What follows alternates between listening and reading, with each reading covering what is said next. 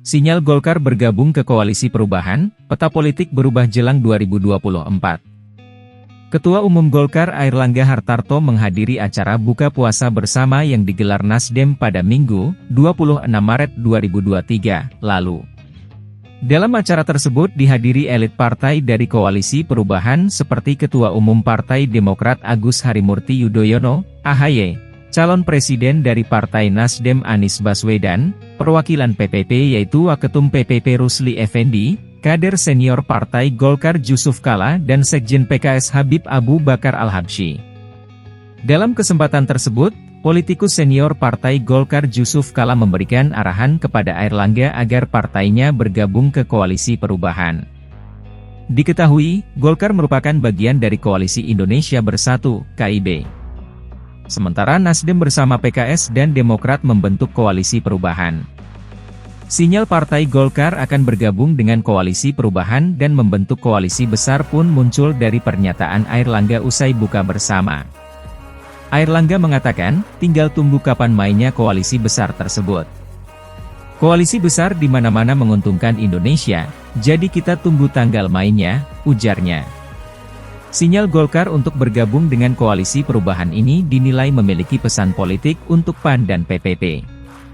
Saya melihat hadirnya Golkar kemarin juga merupakan teguran kepada PAN dan PPP yang seolah tidak konsisten di KIB, apalagi secara kursi DPR mereka jauh di bawah Golkar, kata Direktur Eksekutif Aljabar Strategik Arifki Cahniago kepada Liputan6.com di Jakarta. Sebab selama ini, kata Arifki, PAN dan PPP secara terang benderang mendukung orang-orang di luar KIB sebagai calon presiden.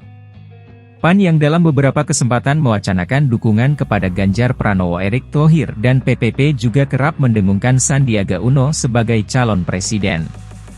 Namun saat Golkar mulai bergerak, seakan mereka, PAN PPP, panik dan menyinggung janji suci KIB. Padahal yang memulai, kalau menurut saya mereka, ujarnya. Jadi, kata Arifki, ini adalah tantangan PAN dan PPP apakah tetap berkomitmen berada dalam Koalisi Indonesia Bersatu. Apalagi sekarang PPP hadir Gus Romi, Romahur Muzi, yang kerap mendekat ke partai lain dan bukan berbicara soal potensi kader internal KIB yang tidak kunjung muncul, ujarnya.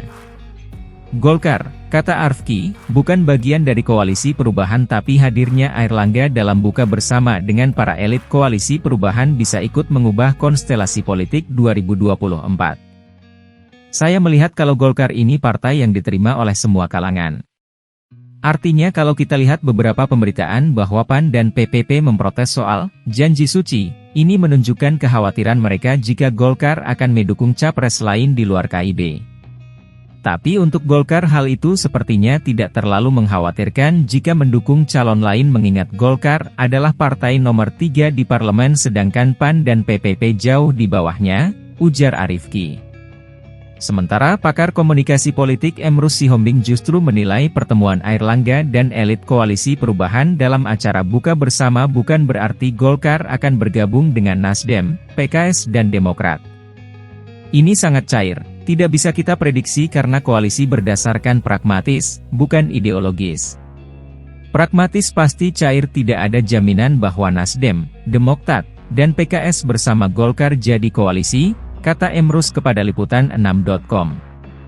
Menurut Emrus, pertemuan silaturahmi merupakan pertemuan yang santai dan informal, sehingga kemungkinan elit partai tersebut membahas sesuatu yang bersifat umum dan terbuka.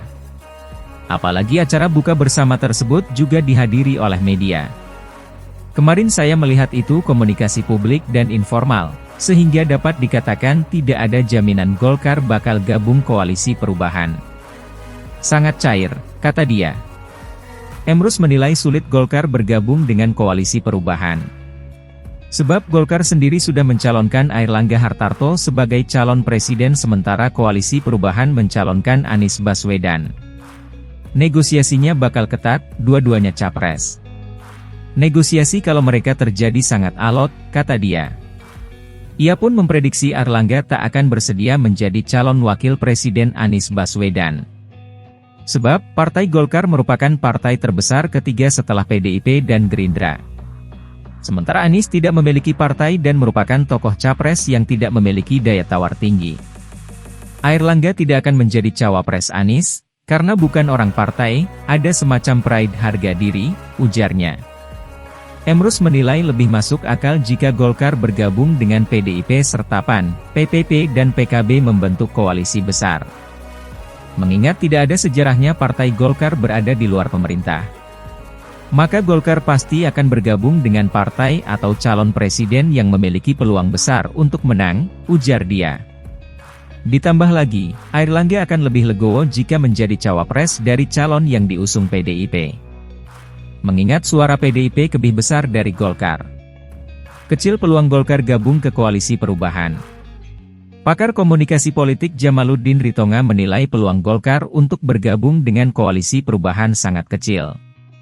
Sebab pertama, Ketua Umum Golkar Airlangga Hartarto merupakan loyalis Joko Widodo. Karena itu, kemana Golkar akan berlabuh sangat ditentukan siapa capres yang akan didukung Jokowi. Di lain pihak, Jokowi sangat kecil peluangnya akan mendukung Anies Baswedan.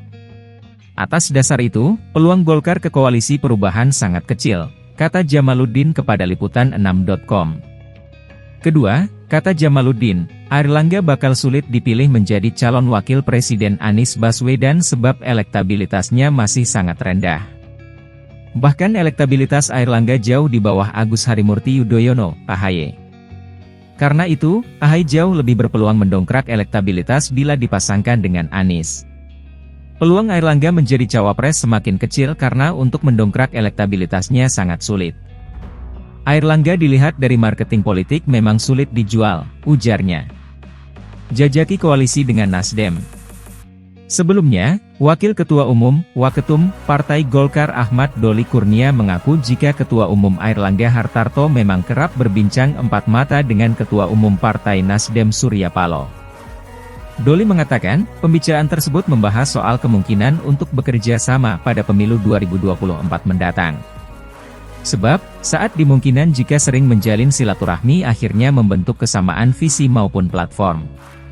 Memperdalam kemungkinan-kemungkinan untuk bisa melakukan kerjasama, kata Doli, saat ditemui di Gedung Nusantara 2 DPR RI, Senayan, Jakarta, Senin, 27 Maret 2023. Doli menjelaskan, dalam membangun kerjasama tidak bisa dilakukan hanya dengan sekali pertemuan. Dia menyebut ada banyak hal yang mesti didiskusikan untuk menyamakan visi dan platform. Dia pun bercerita bagaimana Airlangga saat hendak bermitra dengan Partai Amanat Nasional, PAN, dan Partai Persatuan Pembangunan, PPP, dalam koalisi Indonesia Bersatu. Dia mengatakan partainya membutuhkan waktu 1,5 tahun untuk menjajaki komunikasi dengan semua parpol, sebelum akhirnya berkoalisi dengan PAN dan PPP. Ini juga sama, proses itu tetap sama seperti proses-proses sebelumnya, ujarnya. Lebih lanjut, dia mengungkapkan setiap parpol ingin memenangkan kontestasi pemilu 2024. Doli mengaku, jika Partai Golkar tidak bisa bekerja sendiri, apalagi untuk kontestasi pemilihan presiden, Pilpres, 2024. Oleh sebab itu, dia mengatakan Golkar tengah mengumpulkan energi sebanyak-banyaknya agar bisa memenangkan Pilpres. Mengumpulkan energi itulah sebagaimana sebanyak-banyaknya parpol bisa bergabung bersama koalisi kami, imbuh Doli. Selain kerap bertemu dengan Nasdem, Airlangga juga diarahkan agar bergabung dengan koalisi perubahan oleh seniornya, Yusuf Kala. Arahan JK tersebut dibenarkan oleh Wakil Ketua Umum Partai Golkar Ahmad Doli Kurnia. Menurut dia, sebagai senior partai, JK memiliki pandangan. Saya kira pasti ya, JK memberikan arahan, senior-senior itu kan mempunyai pandangan, saran, masukan, tapi semua masukan saran dan pandangan dari senior-senior tuh pasti at the end akan dibicarakan secara resmi di dalam rapat partai, kata Doli. Dia pun mengaku, jika para senior partai Golkar termasuk Yusuf Kala sering dilibatkan dalam mengambil keputusan. Nah mereka ini sampai saat ini selalu juga berada bersama-sama kami, di dalam pengambilan keputusan juga mereka selalu kita libatkan, ungkapnya. Terlebih, kata Doli, formasi Ketua Dewan Partai Golkar sangat lengkap. Sehingga, komunikasi terus dijaga dan selalu dilibatkan dalam mengambil keputusan. Apakah nanti dalam rapat partai itu internal di DPP atau juga bersama dengan ketua-ketua dewan itu? Kan ketua duanya lengkap kabinet sekarang, jelasnya. Ketua Dewan Pembina ada Pak Abu Rizal Bakri, Ketua Dewan Kehormatan ada Pak Akbar, kemudian Ketua Penasihat ada Pak Luhut, kemudian ada Pak Agung sebagai Ketua Dewan Pakar, Pak JK walaupun secara formal tidak di Dewan itu tapi kami menjaga terus komunikasi dengan senior-senior kami itu, imbuh Doli. Rayuan PKS. Golkar juga dirayu PKS agar bergabung dengan Koalisi Perubahan saat buka bersama yang digelar Nasdem. Sekjen PKS Habib Abu Bakar Al-Habsyi mengakui memang membuka komunikasi dengan Golkar. Kata dia, komunikasi politik ini jangan disekat-sekatkan. Iya kita komunikasi dengan Golkar, dengan Demokrat, kita juga komunikasi. Biasa saja dan komunikasi ini penting, jangan disekat-sekat komunikasi ketika anak bangsa ingin bersatu, jangan diganggu dengan pertemuan-pertemuan yang baik, ujar Abu. Ia pun memberikan pantun kepada Golkar sambil merayu agar mau bergabung dengan Koalisi Perubahan. Bunga selasih di perempatan, rindang daunnya warna kehijauan, mumpung masih ada kesempatan, mari bergabung di Koalisi Perubahan, tutupnya.